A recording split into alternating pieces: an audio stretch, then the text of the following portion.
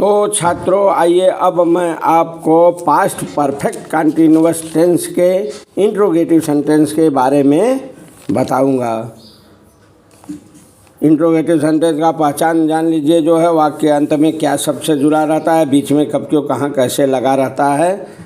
बाकी सब पहचान वही है, रहा था रही थी रहे थे लगा रहता है। वाक्य अंत में ता रहा था थी रही थी ते रहे थे लगा रहता है। ठीक है, तो जैसे उदाहरण देख लीजिए, जो है क्या चीन 10 साल से युद्ध की तैयारी कर रहा था। Had China been preparing for war for 10 years। ठीक है, तो यहाँ पर छात्रों जो है नियम देख लीजिए, जो है हिंदी से अंग्रेजी बनाने के नियम क्या हैं। जो है तो यहाँ पर सर्वप्रथम क्या शब्द आया है, वाक्य के पहले प्रश्नसूचक शब्द है, इसलिए क्या शब्द की अंग्रेजी में हर इंट्रोगेटिव सेंटेंस में बता चुका हूँ। हर टेंस के क्या शब्द की अंग्रेजी नहीं लिखी जाती। यदि पहले प्रश्नसूचक शब्द है तो उसकी अंग्रेजी कर्ता के अनुसार सहायक क्रिया के रूप में लिखी जाती है, लेकिन यहाँ कर्ता एक वचन या बहुवचन सभी के साथ सहायक क्रिया हैड बीन लगाई जाती है, इसलिए यहाँ जो है हैड लगेगा। तो हो जाएगा जो है क्या की अंग्रेजी हैड के रूप में लिख देंगे, फिर जो है चीन की अंग्रेजी लिख देंगे चाइना। ठीक है, करता है, उसके बाद जो है बिन लगाएंगे। ध्यान देना छात्रों, हैड सर्वप्रथम लगाएंगे, न कि हैड बिन लगाएंगे। हैड लगाएंगे, उसके बाद चाइना लगाएंगे करता, फिर उसके बाद तब बिन लगाएंगे। ठीक है, उसके बाद जो है मुख्य क्रिया के फर्स्ट फॉर्म में ING लगा के फिर वाक्य में आए हुए कर्म को लिखेंगे। जैसे तैयारी कर रहा था तो जो हो जाएगा प्रिपेयरिंग। किसकी तैयारी कर रहा था, युद्ध की, तो हो जाएगा फार जो है युद्ध की एक तरह से जो है आपका कर्म है। फिर जो है हो जाएगा कब से, जो है तो है 10 साल से, तो से की अंग्रेजी सिंस या फार के रूप में लिखी जाती है। तो यहाँ पर जो है अनिश्चित है, इसलिए जो है सिंस लगा नहीं लगेगा, फार लगेगा। निश्चित के लिए सिंस लगाया जाता है, अनिश्चित के लिए फार। तो यहाँ पर फार लगेगा। फिर 10 साल से है तो हो जाएगा अंतिम में 10 years। फिर प्रश्नवाचक चिन्ह को जरूर लगा देते हैं, भूलना नहीं है। ठीक है, तो हो जाएगा had China been preparing for war for 10 years। दूसरा उदाहरण देख लीजिए, तुम 2 दिन से स्कूल क्यों जा रहे हो। ठीक है, तुम 2 दिन से स्कूल क्यों जा रहे थे। ठीक है, तो इसमें जो है आपको जो है प्रश्नसूचक शब्द कहाँ मिल रहा है, वाक्य के बीच में है। तो हर इंट्रोगेटिव में मैं आपको बता चुका हूँ, यहाँ भी बता देता हूँ। सर्वप्रथम बीच वाले की अंग्रेजी लिखी जाती है, ज्यों का त्यों, व्हाई हो या व्हेन हो या व्हाट हो, जो भी बीच में हो। बीच में कभी कभी व्हाट भी आता है, तो बीच की अंग्रेजी व्हाट ही लिखेंगे सर्वप्रथम। कब क्यों कहाँ कैसे, हाउ रहेगा तो हाउ, तो यहाँ क्यों है तो व्हाई हो जाएगा। दूसरा उदाहरण देखिए ध्यान से, सर्वप्रथम व्हाई को बाहर कर देंगे। ठीक है, क्यों का अंग्रेजी व्हाई, फिर उसके बाद जो है सहायक क्रिया लिखी जाती है छात्रों। वो भी हैड बिन नहीं, केवल हैड लिखेंगे। मैं आपको बार बार कह रहा हूँ, यहाँ पर हैड बिन सहायक क्रिया है, लेकिन पहले हैड लिखा जाएगा, उसके बाद फिर कर्ता यू है तो यू लिखेंगे, उसके बाद जो है बिन लिखेंगे।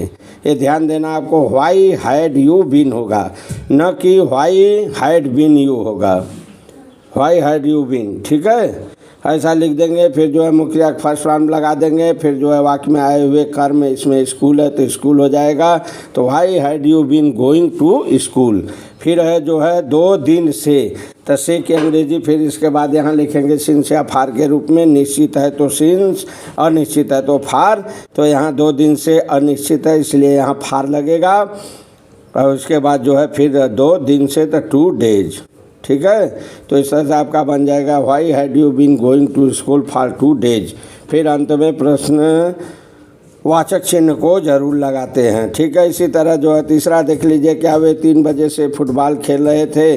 तो सर्वप्रथम क्या है, इसलिए इसकी अंग्रेजी की सहायक क्रिया के रूप में लिखेंगे, तो हैड लगता है इसमें सहायक क्रिया, तो हो जाएगी हैड। फिर उसके बाद कर्ता लिखेंगे, दे है दे, वे की अंग्रेजी दे। फिर जो है बिन लिख देंगे, तो हो जाएगा हैड दे बीन। फिर मुख्य क्रिया का फर्स्ट फॉर्म में ING प्लेइंग हो जाएगा। फिर क्या खेल रहा है, कर्म को खोजना है आपको, कर्म मिल गया फुटबॉल, तो हो जाएगा had they been playing football. ठीक है, फिर कब से जो है 3 बजे से समय दिया रहता है इसमें, जैसा कि आपको मालूम है।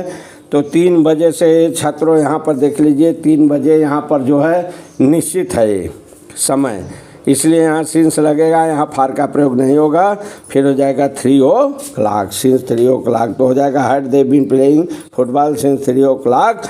और यदि आपको जो है फार सिंस के बारे में विस्तार से जानकारी लेनी है तो अफर्मेटिव सेंटेंस इसका जो है आप देख लीजिए, उसमें मैं विस्तार से बता चुका हूँ। इसका सूत्र है यदि प्रश्न वाला शब्द वाक्य पहले हो तो हैड प्लस S1 या S2 रहे प्लस बीन प्लस भी का first part plus ING plus object plus since या फार प्लस टाइम फैक्टर।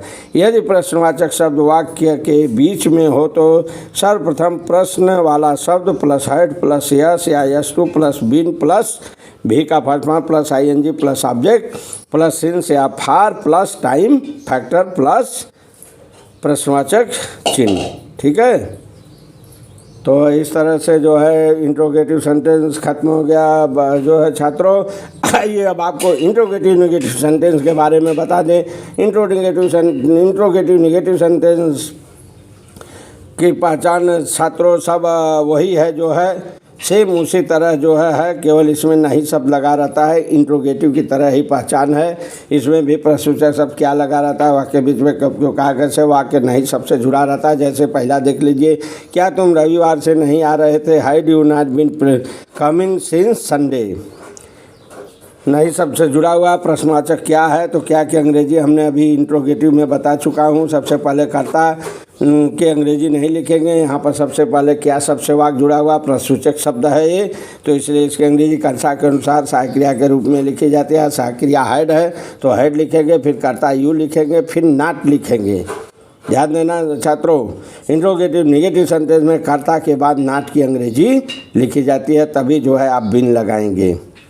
यही थोड़ा सा जो है तोड़ना है, हैड बिन करके हैड यू नॉट बिन। ठीक है, फिर जो है मुख्य क्रिया का फर्स्ट फॉर्म कमिंग हो गया, आ रहे थे हो जाएगा, फिर सिंस हो जाएगा। क्यों सिंस हो जाएगा, रविवार से है निश्चित है इसलिए यहाँ सिंस लग जाएगा, अनिश्चित रहता तो फार लगाते तो यहाँ सिंस हो जाएगा सिंस संडे। ठीक है, दूसरा देखिए, क्या मैं 3 बजे से नहीं दौड़ रहा था, तो हो जाएगा had I not been running since 3 o'clock। तो हैड इसमें भी लग जाएगा, कर्ता लग जाएगा, कर्ता के अनुसार सहायक क्रिया सबसे पहले क्या की अंग्रेजी हैड के रूप में लिख देंगे, तो यहाँ पर हो जाएगा हैड, फिर कर्ता आई है तो आई हो जाएगा। दूसरा ध्यान से देखिए, फिर जो है नॉट लिख देंगे कर्ता के बाद, फिर बिन लिखेंगे, फिर मुखिया का फर्स्ट फॉर्म रनिंग हो गया, नहीं दौड़ रहा था रनिंग हो जाएगा, फिर 3 बजे से है सिंस हो जाएगा सिंस 3 o'clock, क्योंकि यहाँ पर निश्चित है समय इसलिए सिंस हो जाएगा। और कितने बजे से, 3 बजे, तो 3 o'clock। ठीक है, सूत्र इसका देख लीजिए। यदि वाक्य पहले शब्द क्या शब्द से लगा हो और वाक्य नहीं शब्द से जुड़ा हो तो सर्वप्रथम हैड प्लस S2 या S2 plus not plus been plus भी का first plus ING plus object plus since या for plus time factor plus प्रश्नवाचक चिन्ह। दूसरा देख लीजिए सूत्र, यदि बीच में प्रश्नसूचक शब्द हो, जैसे कब क्यों कहाँ कैसे होता है ना, बीच में हो तो सर्वप्रथम प्रश्न वाला शब्द प्लस हैड प्लस S1 या S2 plus not plus been plus भी का first form plus ING plus object plus since या फार प्लस टाइम फैक्टर। ठीक है, तो इस तरह से आपको जो है हमने इंट्रोगेटिव सेंटेंस के बारे में बता दिया नियम, इंट्रोगेटिव नेगेटिव सेंटेंस के बारे में भी नियम बता दिया। दोनों का नियम सेफ है, इंट्रोगेटिव नेगेटिव में केवल नॉट का फर्क रहता है, जो हमने बता दिया आपको कर्ता के बाद लिखा जाता है इंट्रोगेटिव नेगेटिव सेंटेंस में। ठीक है, बाकी इंट्रोगेटिव नेगेटिव सेंटेंस और इंट्रोगेटिव सेंटेंस दोनों का नियम एक ही है। मुझे उम्मीद है आप अच्छी तरह समझ गए होंगे। नहीं समझ में आता है तो हमारा नंबर लीजिए 80 52 52 22 74। इस पर हमें कॉल करें, हम हर समय आपके लिए तैयार रहूँगा सेवा के लिए। और तब तक के लिए बोलिए छात्र लोगन जय हिंद।